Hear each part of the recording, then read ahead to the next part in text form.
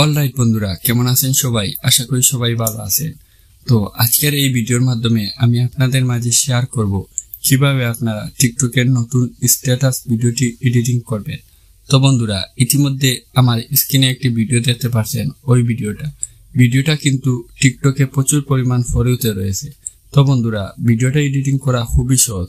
তো ভিডিওটা এডিটিং করার জন্য আপনাদের প্রথমে প্রয়োজন হবে ভিডিও এডিটিং অ্যাপস ক্যাপকাট, দেন একটি ট্রেন্ডিং মিউজিক।